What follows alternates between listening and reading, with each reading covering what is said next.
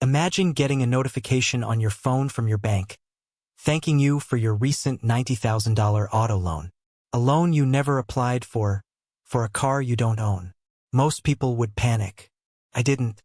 I just looked at the digital signature on the document and recognized the handwriting immediately.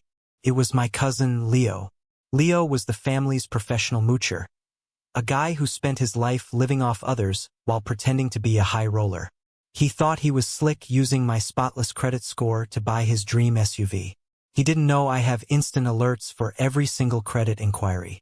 Welcome back to Karma Files. Today, we're seeing why you should never steal the identity of a man who works in cybersecurity. My name is Kevin.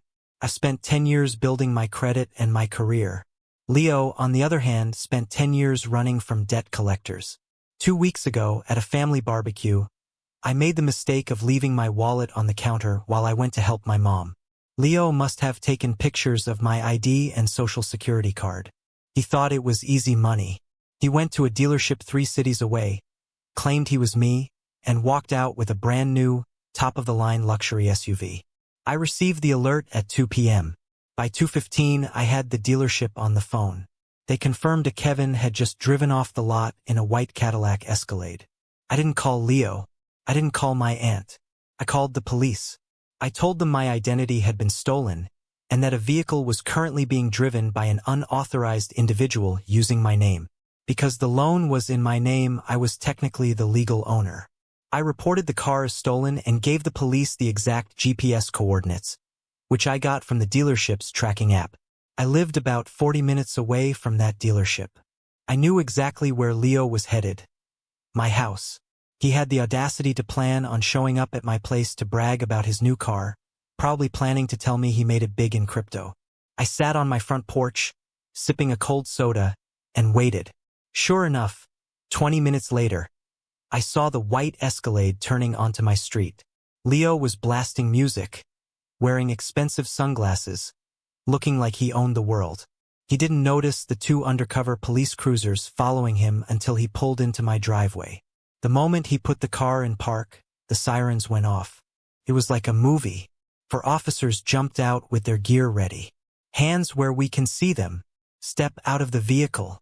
Leo's face went from king of the world to scared toddler in 3 seconds. He started screaming, "Wait, this is my car. My cousin Kevin bought it for me." I walked down the porch steps, holding my real ID and the bank alert on my phone.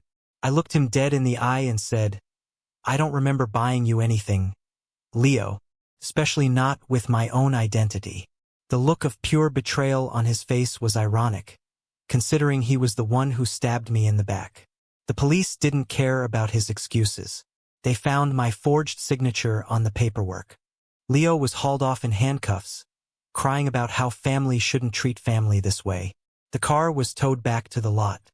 The loan was canceled, and Leo is now facing multiple felony charges for identity theft and grand theft auto. My aunt called me, screaming that I ruined his life over just a car.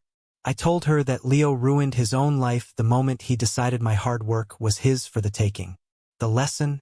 Family is built on trust, not on a shared last name.